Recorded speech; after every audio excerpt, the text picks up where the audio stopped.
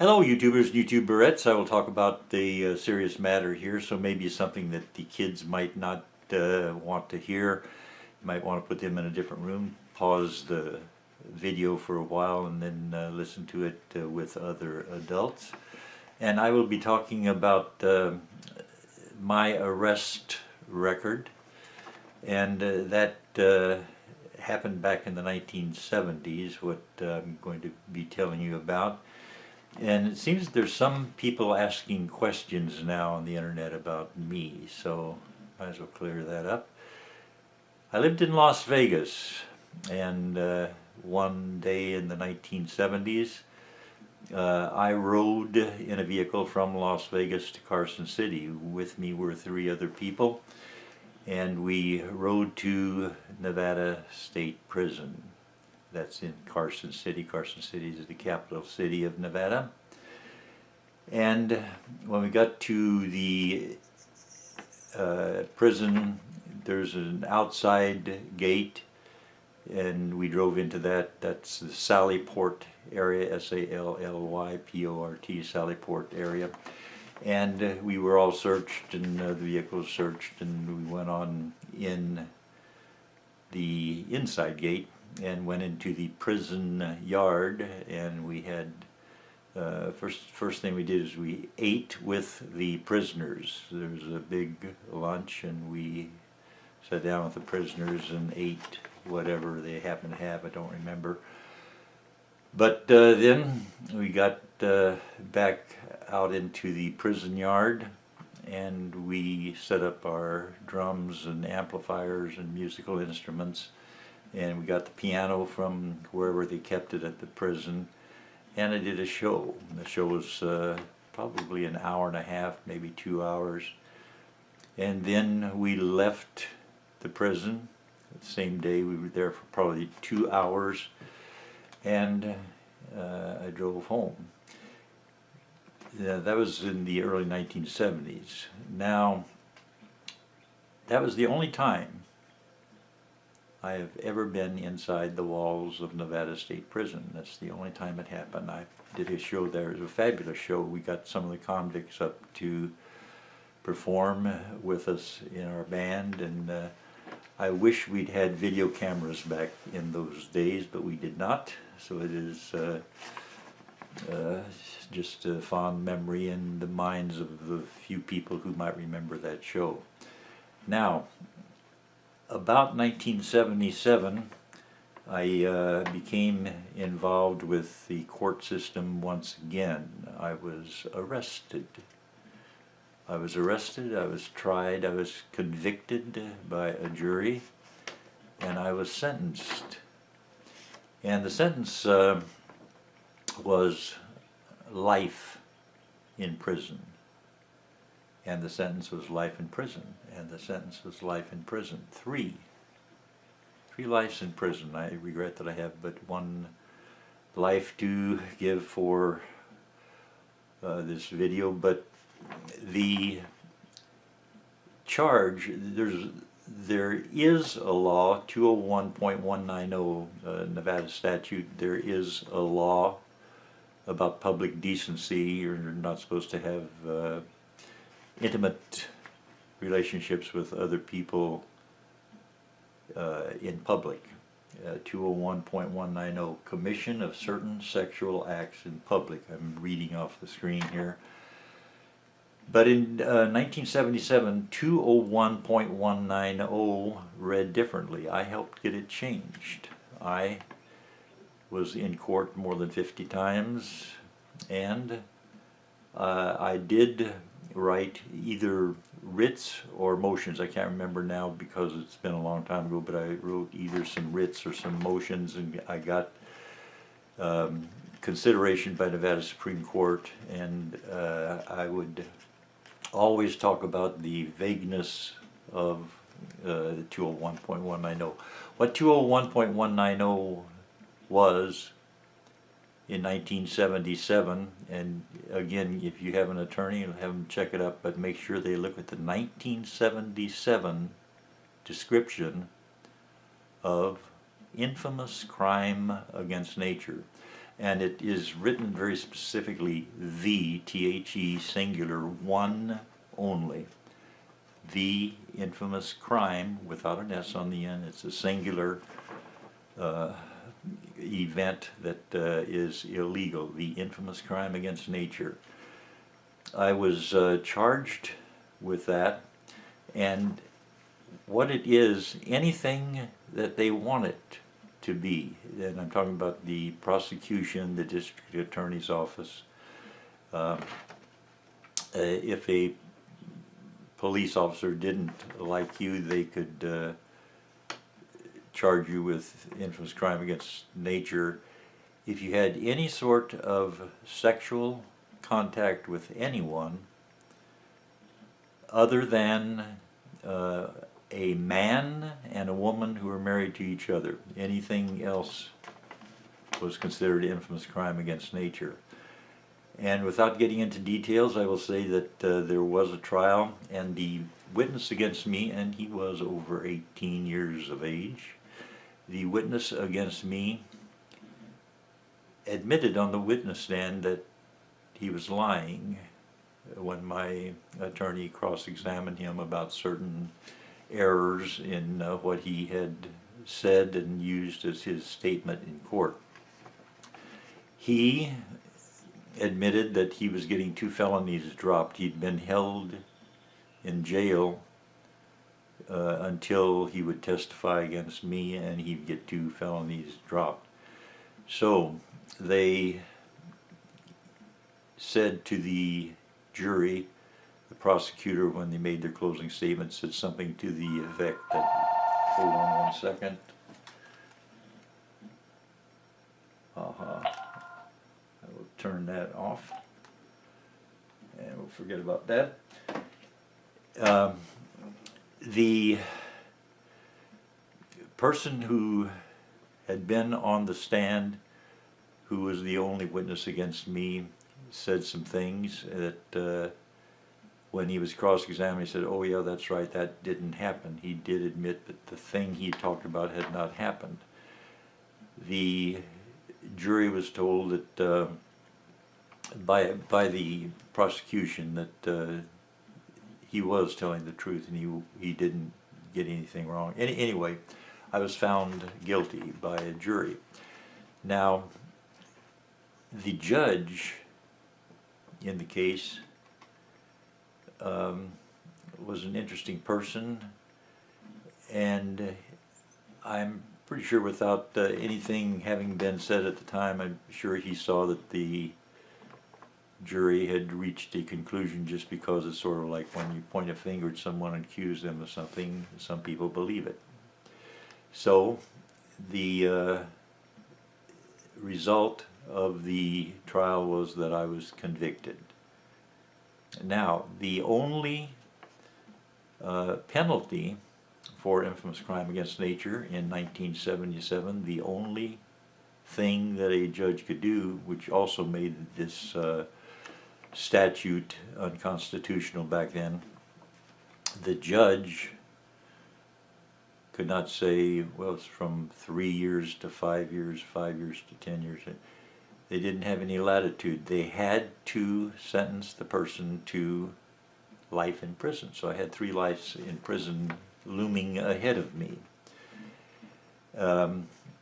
Came time for the sentence to be announced, and the judge said, I sentence you, count number 1, life in prison, count number 2, life in prison, count number 3, life in prison.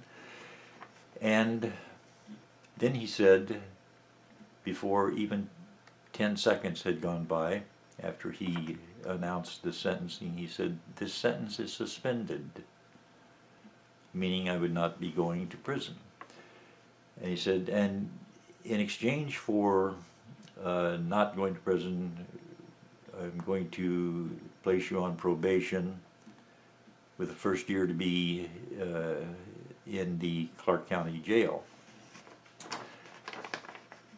Now, a few things happened after that. The most important, I won't even try to list these in order of importance, but a friend of mine a lady named Kay came to visit me in the prison, and it was kind of interesting and weird way that it all happened. There were visiting hours, and I couldn't tell you what they were, but probably something like noon to 4 o'clock, whatever it was. There were certain visiting hours for people outside to come visit the prisoners. And this was about 10 o'clock at night, and a guard at the jail came to the area. I was in the trustee area. There were about 40 or 50 people in there, and the guard came in and said, "Willett." Yeah, he said, "You have a visitor." And everybody, "What? A visitor at 10 p.m.? This is impossible." Anyway, I went with him to the visiting area, and on the way there, the guard said, "You must have some very powerful friends." I said, "What do you mean?" He said, the governor of Nevada arranged the visit. He got a call from the governor's office, and the visit is going to take place." So I went and had a meeting with Kay, and we talked a little bit. She was a friend of mine and knew her for many years, and I won't get too distracted here. We'll focus on the legal matters.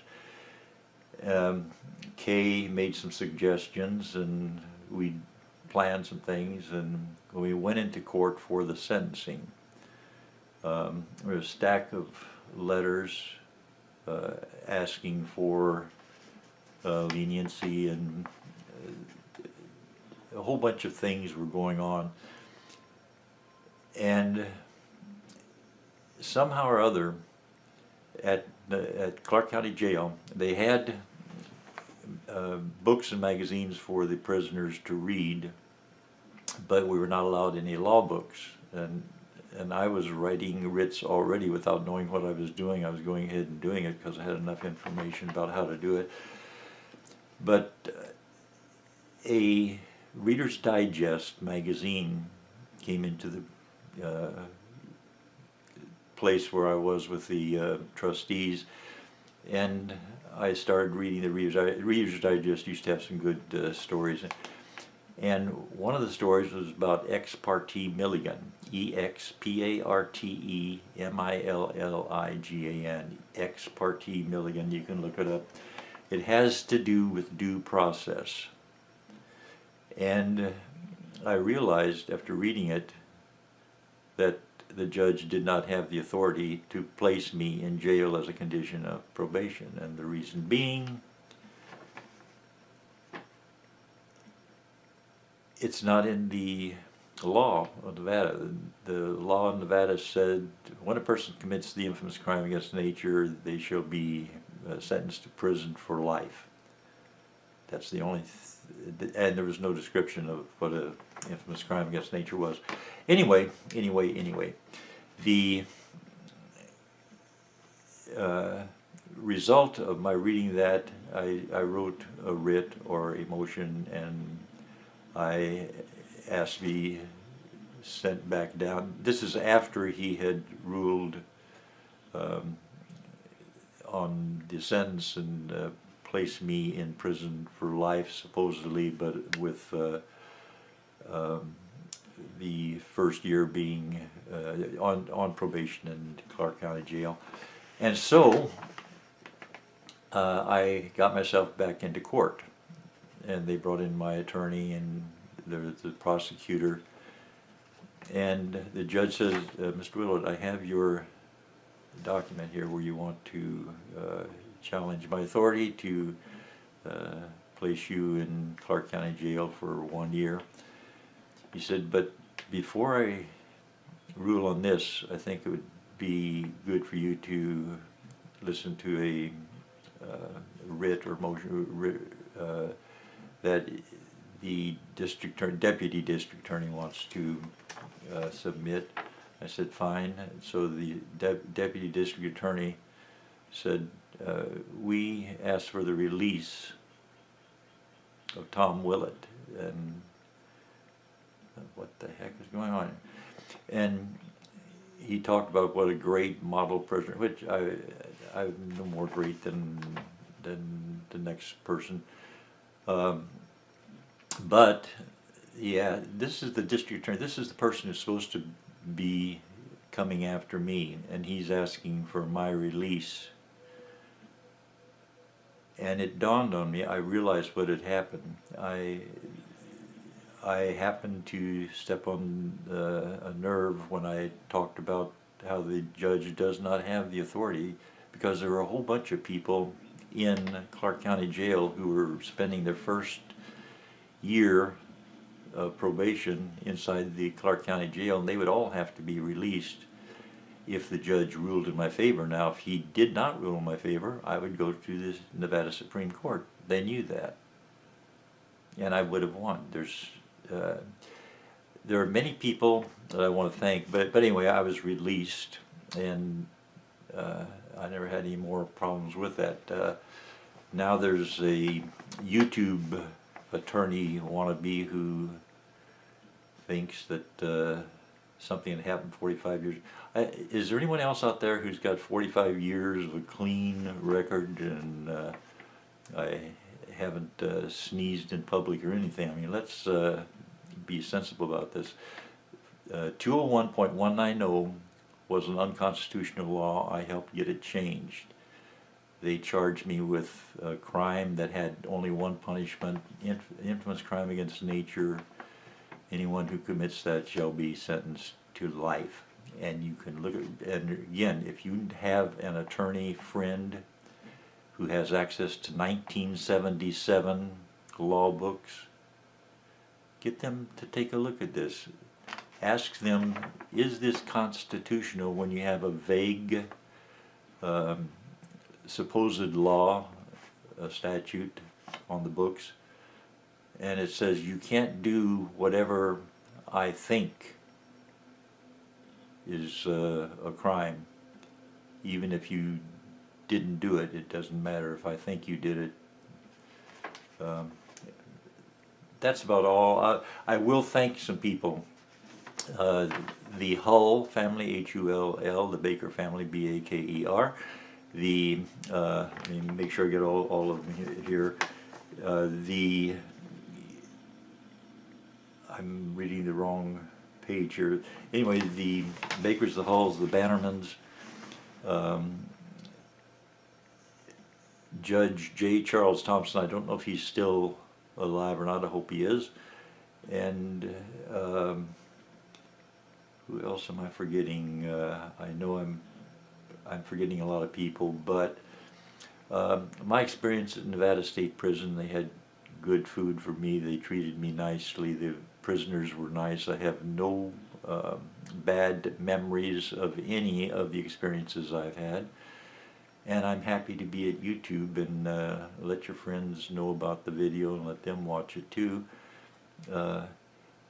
Anyone who's in a situation where you are dealing with law enforcement that is not proper, do stand your ground. I did not make any deals with any